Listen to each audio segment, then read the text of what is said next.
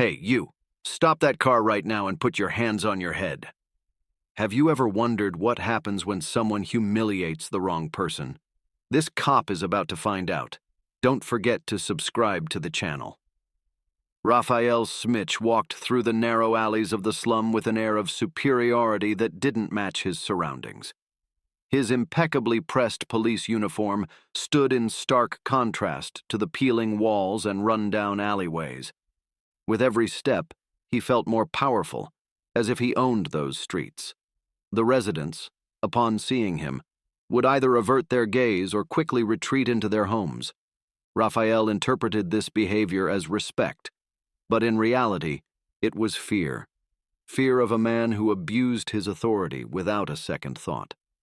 As he patrolled, Raphael reflected on his position. He firmly believed he was there to maintain order, but his definition of order was distorted by prejudice and an insatiable thirst for power. Every corner he turned, every frightened look he received, only reinforced his belief that he was untouchable. Little did Raphael know that his arrogance blinded him to the complexities of the community he had sworn to protect. His attitude was creating an ever-widening chasm between the police and the residents, fueling a vicious cycle of mistrust and resentment. That afternoon, as the sun began to set, casting long shadows through the streets of the slum, Raphael continued his patrol. He had no idea that his actions that day would have consequences that would shatter his perception of invulnerability. The low hum of a powerful engine caught Raphael's attention. Turning around, he saw a luxury car gliding through the narrow streets of the slum. The vehicle, a gleaming black sedan, looked out of place among the simple houses and tight alleyways. Behind the wheel, a black woman drove confidently, skillfully navigating the winding streets. Her eyes were fixed on the road, seemingly oblivious to the curious gazes of the residents and Raphael's intense scrutiny. The officer felt a mix of surprise and suspicion grow within him. In his mind, the scene made no sense. How could a black woman be driving such an expensive car in that area? The incongruity between his expectations and the reality before him fueled his latent prejudices. Raphael watched the vehicle approach, noting the luxurious details, the gleaming alloy wheels, the leather interior visible through the tinted windows, the flawless paint job reflecting the setting sun. The woman behind the wheel was dressed elegantly, in a well-tailored blazer and understated yet visibly expensive jewelry. As the car passed him, Raphael made a decision. His fingers closed around the whistle hanging from his neck, ready to blow the signal that would interrupt the driver's journey. Little did he know that this decision, based on nothing more than prejudice and unfounded assumptions, was about to trigger a series of events that would change his life forever. Raphael brought the whistle to his lips and blew a sharp sound that echoed through the streets of the slum. He raised his arm, signaling for the luxury car to stop. There was no real reason for the stop, no traffic violation, no suspicious behavior. Raphael's decision was based solely on his prejudices and the mistaken belief that something was out of place. As the vehicle smoothly slowed down, parking by the curb, Raphael felt a rush of adrenaline course through his body. This was the kind of situation he loved, an opportunity to exert his authority, to show who was in charge on the streets of the slum. In his mind, Raphael was already constructing scenarios. Maybe the car was stolen. Maybe the woman was involved in some illicit activity. He didn't consider, not for a moment, that she might simply be a respectable citizen going about her legitimate business. The officer adjusted his belt, making sure his gun was visible. He wanted his presence to be intimidating from the first moment. He started walking towards the vehicle, his posture rigid, his chin held high in a display of authority. As he approached, Raphael could see the woman's reflection in the rearview mirror. She appeared calm, almost resigned, as if she had been through similar situations before. This tranquility, instead of calming Raphael, only irritated him further. In his distorted mind, he interpreted the calm as a challenge to his authority. Reaching the driver's window, Raphael prepared to initiate what he considered to be another demonstration of his power on the streets of the slum. Little did he know that he was about to make the biggest mistake of his career. Raphael positioned himself beside the driver's window, his shadow looming menacingly over the car's interior. With a sharp gesture, he tapped twice on the glass, even though it was already rolling down smoothly. His face was contorted into an expression of disdain and superiority. "License and registration now," Raphael barked, his voice laden with unnecessary authority. There was no greeting, no explanation for the stop, just a harsh command designed to intimidate and establish dominance from the outset. The woman behind the wheel remained composed, her eyes meeting Raphael's with a calmness that momentarily unsettled him. Without saying a word, she reached for the glove compartment, her movements slow and deliberate, clearly to avoid alarming the already agitated officer. Raphael watched every move with exaggerated suspicion, his hand resting ostentatiously on his gun. "Faster!" he snapped, impatient with what he perceived as deliberate slowness. The truth was, the woman was simply being careful, aware of the potential danger of the situation.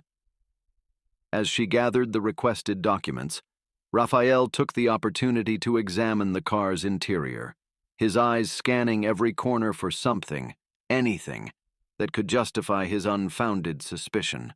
The luxury of the vehicle only fueled his irritation and prejudice. Who would have thought? "A car like this around here," he remarked sarcastically, his tone making it clear that he didn't believe she could be the legitimate owner. The insinuation hung in the air, heavy and offensive, but the woman didn't take the bait. Instead, she simply handed over the requested documents, her face a mask of unwavering dignity. Raphael snatched the documents with a brusque movement, almost tearing them from the woman's hands. His eyes quickly scanned the papers, searching for any discrepancy that might justify his suspicions. To his frustration, everything seemed to be in order. "This car is really yours?" he asked, his voice laden with incredulity and disdain. "How does a—" He paused, carefully choosing his next words, but his up-and-down gaze made it clear what he was thinking. "Person like you afford a car like this?" The woman took a deep breath, maintaining her composure in the face of the thinly veiled insult. "Yes, the car is mine," she replied, her voice firm and controlled. "I bought it with the fruits of my labor." Raphael let out a derisive laugh. "Labor? Here in the slum? What kind of job pays that well?" His insinuation was clear and offensive. Ignoring the provocation, the woman continued. "I'm an attorney. My office is downtown, but I grew up here. I was visiting my mother." The mention of a respectable profession seemed to momentarily unsettle Raphael, but he quickly regained his composure. "And what would an attorney be doing in a place like this? Doesn't seem like a fitting place for someone of your supposed level." Every word from Raphael dripped with prejudice and arrogance. He couldn't conceive that someone from that community could have risen socially, much less a black woman. His narrow worldview prevented him from seeing beyond his own biases. The woman, for her part, maintained an admirable dignity in the face of the unjust treatment. Her calm and resolute presence was beginning to unsettle Raphael, who had expected to provoke a more heated reaction that he could use as justification to escalate the stop. Despite Raphael's growing hostility, the woman remained impressively serene. With smooth and controlled movements, she reached for her purse on the passenger seat and pulled out an elegant leather wallet. Unhurriedly, yet without hesitation, she extracted her professional identification and handed it to the officer. "Here is my Bar Association ID," she said, her voice firm and professional. "As I mentioned, I'm an attorney. My office is downtown, but I was born and raised in this community. I'm here visiting my family." Raphael took the document, his face a mixture of surprise and suspicion. He examined the ID minutely, turning it over several times, as if expecting to find some sign of forgery. The photo on the ID showed the same woman sitting in the car, dressed in formal courtroom attire. "This doesn't prove anything," Raphael muttered, more to himself than to her. But it was evident that the situation was not unfolding as he had expected. The woman's calm demeanor and impeccable documentation were undermining his perceived authority. Sensing Raphael's hesitation, the driver continued in a calm voice, "I understand that you're just doing your job, officer. If there's any more information I can provide to clear up any doubts, I'm at your disposal." Her professional and cooperative approach contrasted sharply with Raphael's initial aggression. She wasn't just defending herself. She was actively demonstrating that there was no reason for suspicion or hostility. Raphael found himself in an uncomfortable position. The woman he had expected to intimidate was, in fact, controlling the situation with her calmness and professionalism. He began to feel that perhaps he had made a misjudgment, but his pride prevented him from admitting it openly. Despite the clear evidence that the woman was exactly who she claimed to be, Raphael, driven by his wounded pride and deep-seated prejudices, decided to continue his abusive behavior. His face twisted into a sneer as he returned the documents to the driver. "All right, counselor," he said, the title dripping with palpable sarcasm. "But that still doesn't explain what a successful attorney would be doing in this dump visiting family. Ha! Probably here to settle some trouble, right? After all, everyone knows what kind of people live here." The woman took a deep breath, her patience clearly being tested.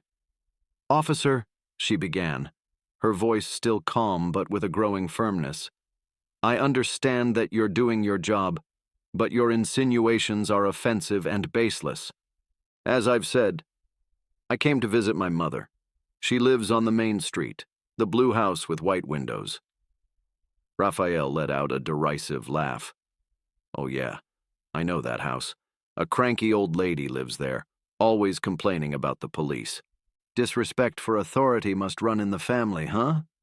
What Raphael didn't know, and would soon learn the hard way, was that the cranky old lady he referred to was actually Donna Eleonora Silva, a respected community leader, and more importantly, the mother of the newly appointed police chief of the region. The woman in the car, who had until now maintained an admirable composure, finally let a flicker of emotion show. Her eyes shone with a mix of indignation and something that almost looked like pity. "Officer," she said, her voice now carrying an authority that made Raphael instinctively recoil, "I think this conversation has gone on long enough. If there's nothing more, I'd like to be on my way. I'm sure we'll be hearing more about this incident soon." Raphael, feeling that he had somehow lost control of the situation but unable to admit his mistake, merely made a brusque gesture indicating that she could go. As the car pulled away, he couldn't imagine the storm his thoughtless actions had unleashed, nor the consequences he would soon face for his prejudiced and abusive behavior. The next day, Raphael arrived at work as usual, his pristine uniform contrasting with the bored expression on his face. Little did he know that his world was about to be turned upside down. As he made his way to his desk, he was intercepted by a colleague with a grave expression. "Raphael, Captain Jones wants to see you. Now." The urgency in his colleague's voice sent a chill down Raphael's spine. The walk to the captain's office had never seemed so long. Raphael tried to maintain his composure, but his mind raced, replaying every action from the past few days, trying to guess the reason for the summons. Could it be about the stop he made yesterday? No, it couldn't be. He had done everything right, or so he believed. When he reached the office door, Raphael hesitated for a moment. The name, Captain Davy Jones, gleamed on the golden plaque fixed to the dark wood. He took a deep breath, adjusted his collar, and knocked 3 times. "Come in," came the deep, authoritative voice from the other side. Raphael turned the doorknob and entered. The office was spacious, but at that moment it felt suffocating. Captain Jones sat behind his imposing desk, his piercing eyes fixed on Raphael. "Sit down, Officer Smitch," Jones said, indicating the chair in front of him. His tone left no room for discussion. Raphael complied, feeling his legs tremble slightly. The silence that followed was deafening, broken only by the ticking of the clock on the wall. Raphael knew something was wrong, very wrong, and he was about to find out just how deeply his actions had affected his future. Captain Davy Jones leaned forward, his elbows resting on the desk, his fingers intertwined into a pyramid in front of his serious face. His eyes, as hard as steel, pierced Raphael, who squirmed uncomfortably in his chair. "Officer Smitch," Jones began, his voice low and controlled, but loaded with an authority that made Raphael swallow hard. "I'm aware of an incident that occurred yesterday afternoon. A traffic stop you made in the Villa Esperanza community. Do you remember it?" Raphael nodded slightly, trying to keep a neutral expression. "Yes, sir. I made a routine stop." "Nothing out of the ordinary?" Captain Jones let out a heavy sigh, his disappointment almost palpable. "Nothing out of the ordinary, you say? Let me refresh your memory, Smitch. You stopped a vehicle for no apparent reason, approached the driver aggressively, and made derogatory comments about her race and background." The words hit Raphael like a punch to the gut. He opened his mouth to protest, but Jones silenced him with a sharp gesture. "Don't try to deny it, Smitch. We have witnesses, and, more importantly, the victim herself has filed a formal complaint. A respectable attorney, I might add, who was simply visiting her family in the community where she grew up." Raphael felt the blood drain from his face. The realization of the mistake he had made began to dawn on him. "Your behavior was not only unethical and inappropriate, but also clearly racist," Jones continued, his voice now laden with indignation. "This type of conduct is unacceptable under any circumstances, but coming from a law enforcement officer, it's absolutely repugnant." The silence that followed was deafening.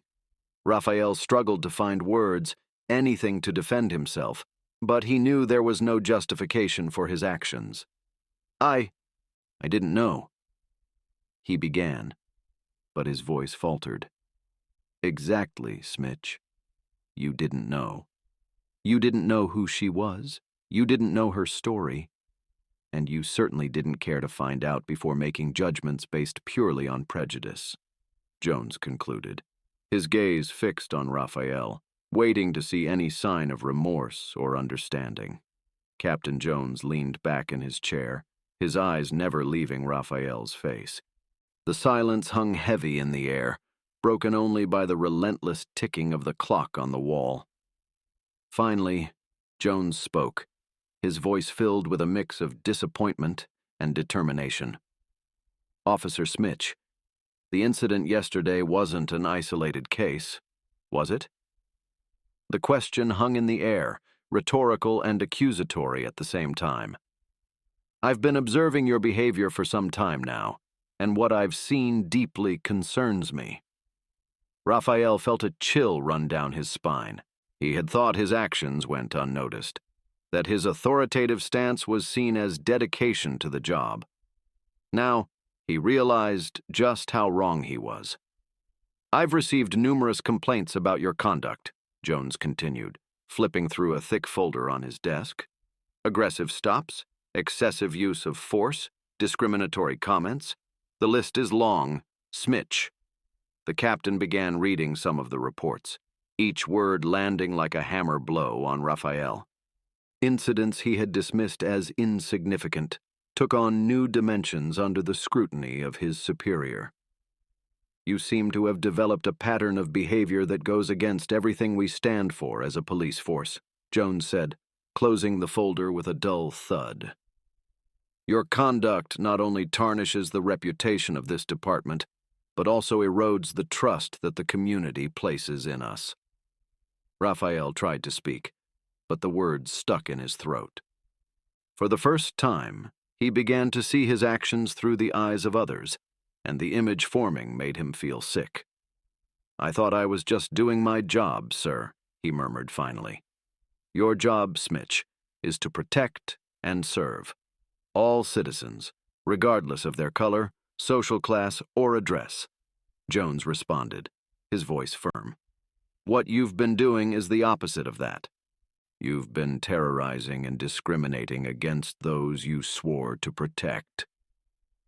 The captain's words echoed in the room, leaving Raphael speechless. The reality of his actions, now exposed so clearly, began to weigh heavily on his shoulders. Jones warns that he will not tolerate abuse of power in his department. Captain Davy Jones stood up, his imposing figure casting a shadow over Raphael, who remained seated, visibly shaken. Jones walked to the window, observing the street below for a moment before turning back to the officer with a stern expression. "Officer Smitch, let me be absolutely clear," he began, his voice laden with authority. "The abuse of power you've demonstrated will not be tolerated in this department. Not now. Not ever." Raphael opened his mouth to speak, but Jones cut him off with a firm gesture. "I don't want to hear excuses or justifications. What I want is for you to understand the gravity of the situation," the captain continued. "Every officer in this department carries not just a badge, but an immense responsibility. We are guardians of the law. We are not above it." Jones returned to his desk, placing his hands on the polished surface as he leaned slightly forward, his eyes fixed on Raphael. "The power entrusted to us is not a right, Smitch. It's a privilege, one that can and will be revoked if abused," he declared, each word heavy with meaning.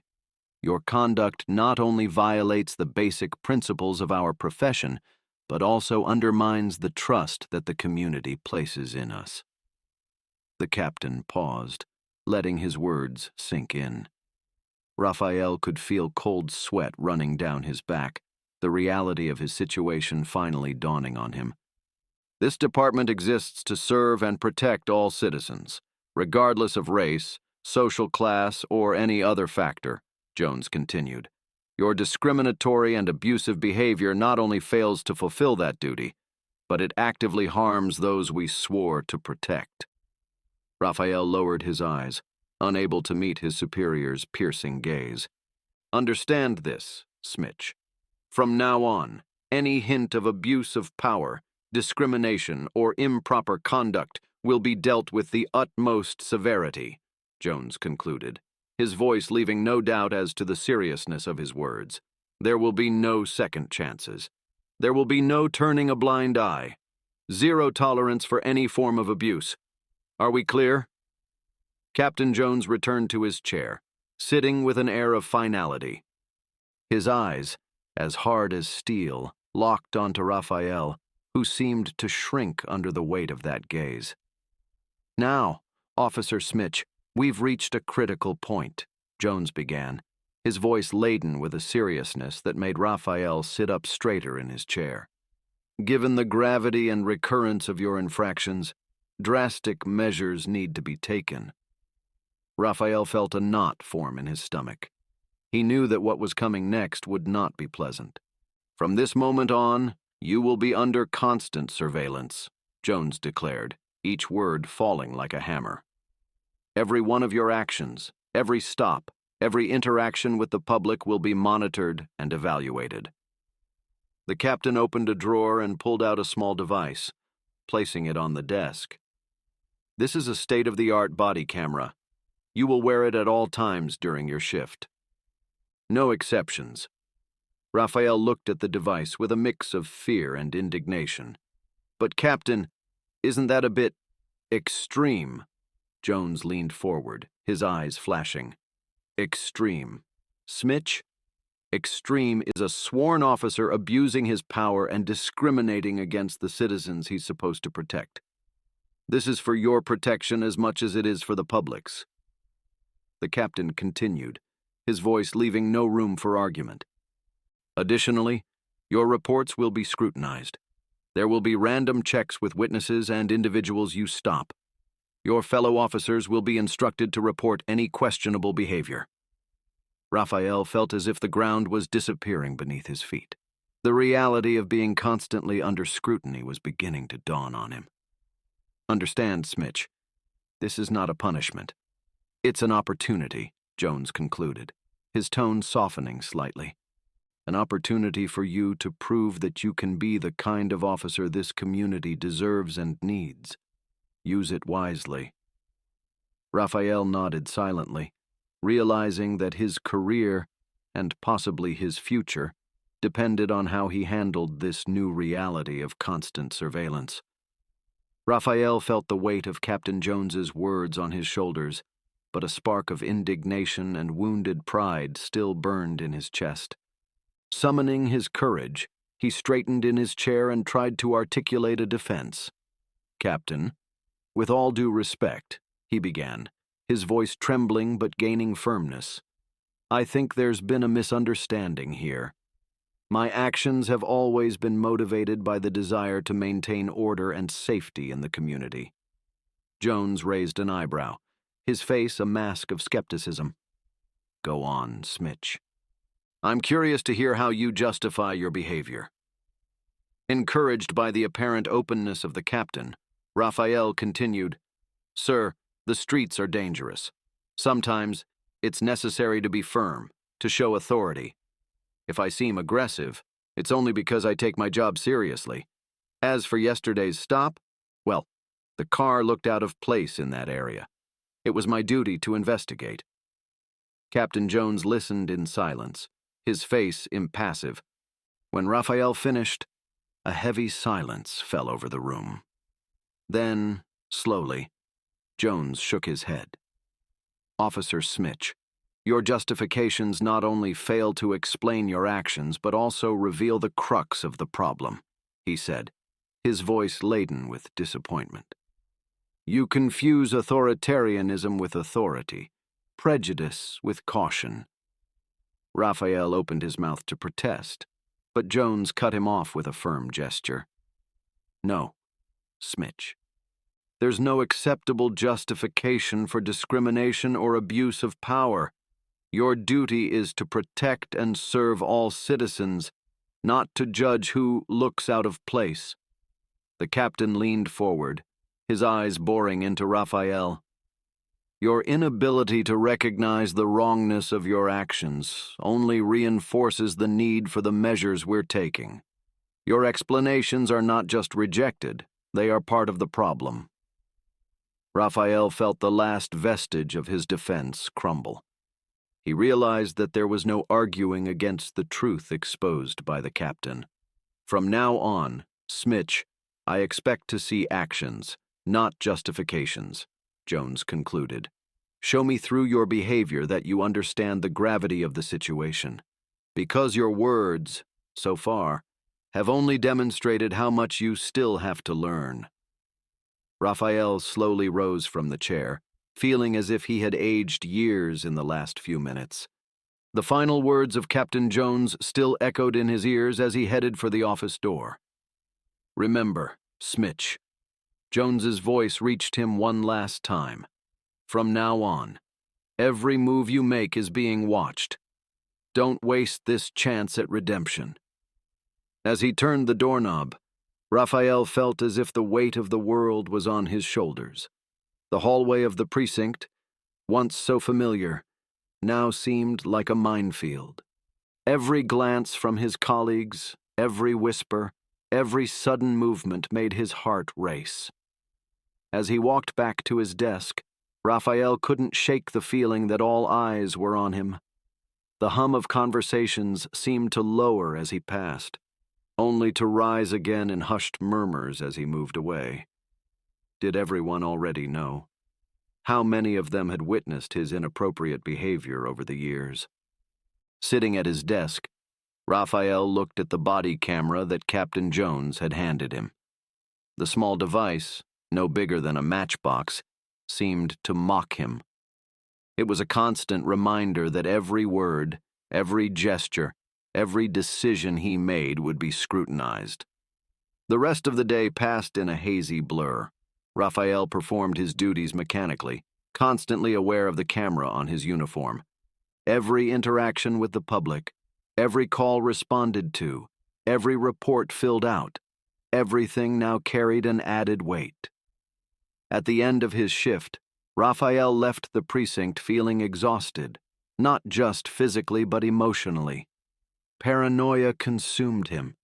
He imagined invisible eyes following him, judging his every move.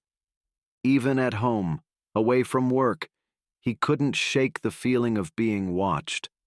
Lying in bed that night, unable to sleep, Raphael found himself confronting the harsh reality of his past actions and the consequences he now faced. The constant surveillance wasn't just external. It had taken root in his mind, forcing him to question every decision, every prejudice, every abuse of power that once seemed so justifiable. The future that lay ahead was uncertain and frightening.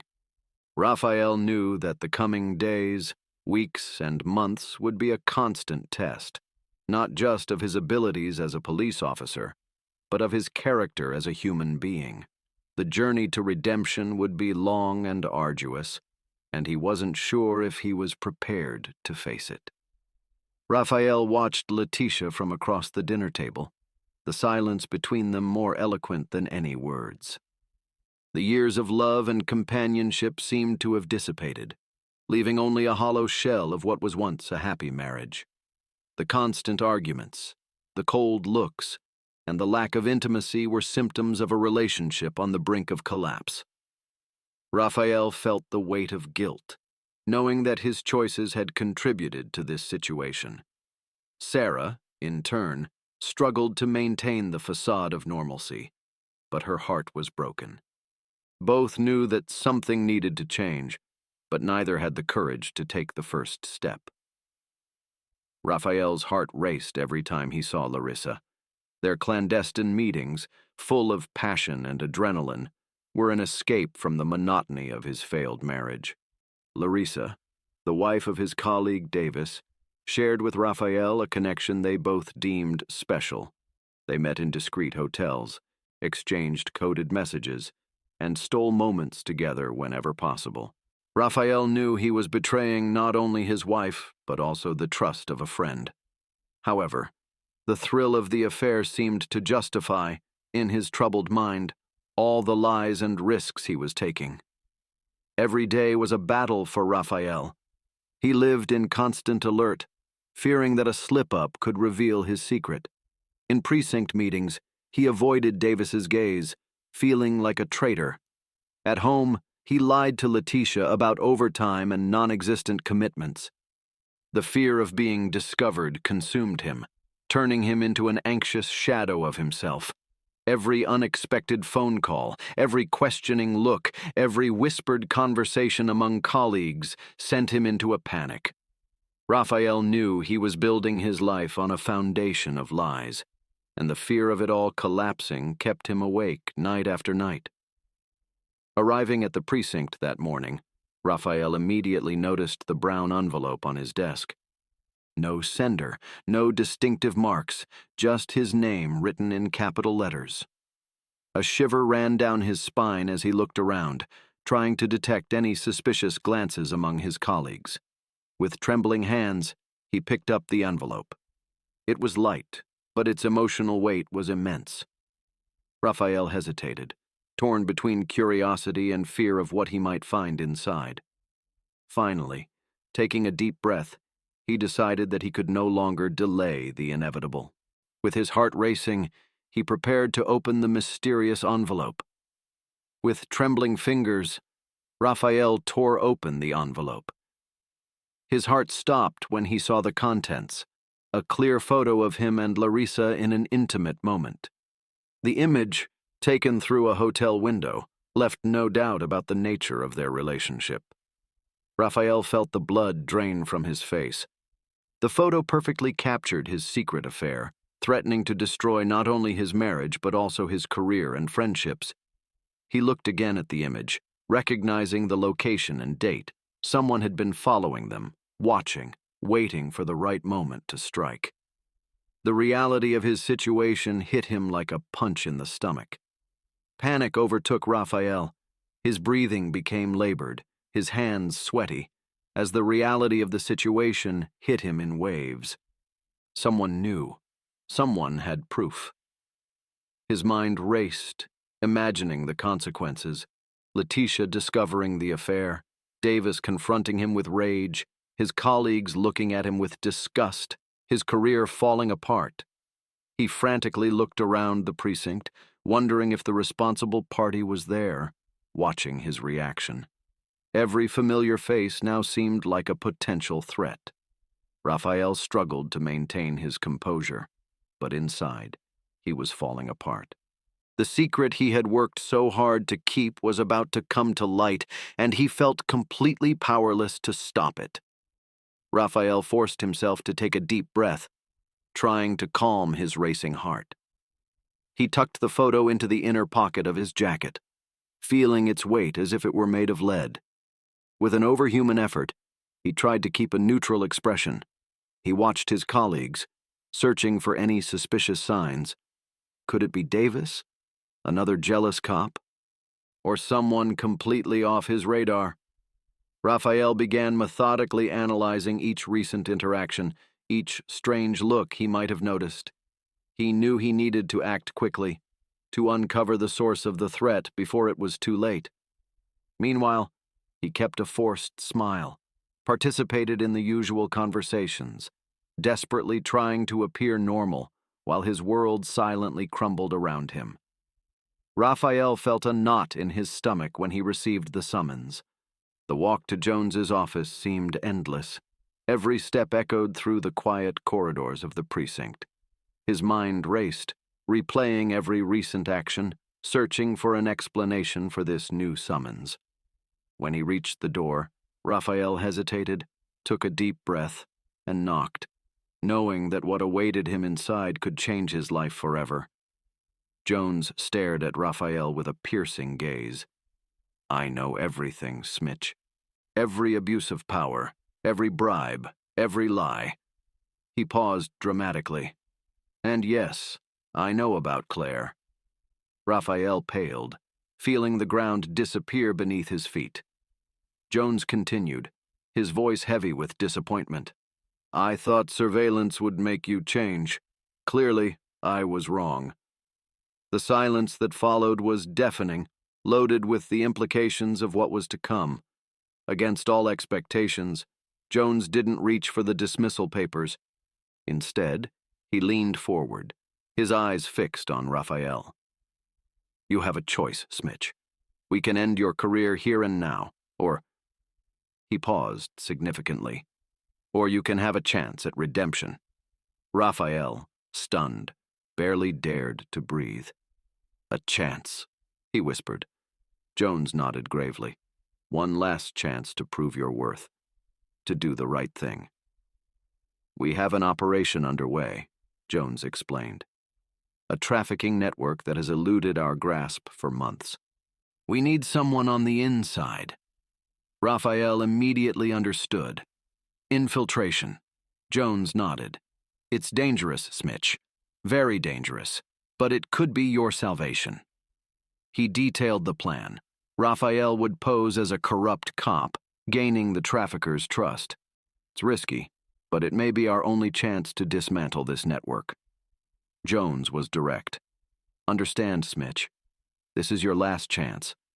Fail, and there will be no turning back." His eyes bored into Raphael. "Succeed, and we can consider a fresh start for you." Raphael absorbed the weight of these words. It was an offer of redemption, but also an ultimatum. "There's no room for errors," Jones continued. "This mission won't just save your career. It will prove whether you still have a place in this police force." Raphael weighed his options in his mind. The mission was dangerous, potentially fatal. If discovered, he would face not only the wrath of the traffickers but also the abandonment of the police. His mind raced through scenarios: injuries, torture, death. He thought of Sarah, Claire, his complicated life. But he also saw a chance for redemption, to finally do something meaningful. The risks were enormous, but the alternatives seemed even worse. After moments of tense silence, Raphael looked up at Jones. "I accept," he said, his voice firm despite the fear consuming him inside. Jones nodded gravely. "It won't be easy, Smitch, but it's your chance to make a difference." Raphael felt a mix of terror and determination. This mission was more than a task. It was his last chance for redemption, to prove his worth not just to Jones but to himself. Raphael entered the briefing room, tense. Jones introduced Agent Noah Wilson, a veteran of the Narcotics Division. Noah, with visible scars and hard eyes, sized up Raphael. "So this is our man?" he asked, skepticism evident in his voice. Raphael felt the weight of the judgment but remained firm. He knew he would have to prove his worth not only to Jones but also to this experienced and distrustful man. Noah didn't hide his reluctance. "I don't like this, Jones. A corrupt cop for a delicate mission?" Raphael felt his stomach churn at the harsh words. Noah continued, "But if you say he's our best option," he sighed heavily. "All right, we'll work together. But be warned, Smitch. One misstep and you're out." Raphael nodded, aware of the thin ice he was treading. Noah spread maps and photos across the table. "Here's what we know," he began, pointing to faces and locations. Raphael absorbed every detail, aware that his life would depend on this information. They discussed drug routes, cartel hierarchies, potential weak points. The complexity of the operation was daunting, but Raphael felt a growing determination. This was his chance for redemption, and he wouldn't waste it. Raphael spent days creating Mike Reeves, a corrupt cop with a troubled past. He memorized every detail: a rough childhood, disciplinary issues, gambling debts. He practiced in front of the mirror, transforming into Mike. His voice became gruffer, his walk more confident. Noah constantly tested him, looking for flaws in the story. Slowly, Raphael felt Mike Reeves coming to life, a mask that could save or destroy his career. Raphael dove into a dark world. Noah taught him about cartel hierarchies, codes of conduct, underworld slang. He learned about trafficking routes, money laundering techniques, danger signals. Nights were spent studying dossiers, memorizing names and faces. The brutality of this world shocked him, but Raphael knew he needed to understand it completely to survive. Every new piece of information was a weapon in his arsenal. The first meeting was in a rundown bar. Raphael, now Mike, met with a street dealer.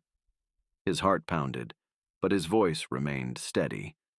They exchanged codes, discussed minor deals.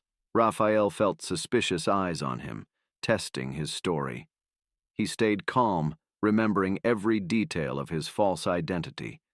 In the end, he scored a small victory, an invitation for another meeting. The first step was taken. Noah organized intense simulations. Raphael faced aggressive interrogations, high-risk situations, temptations of bribery. His performance was tested to the limit. There were moments of doubt when he almost broke character, but with each test, Mike Reeves grew stronger. Raphael learned to control his fear, to think quickly under pressure. Slowly, he earned Noah's reluctant approval. He was almost ready for the real challenge that awaited him.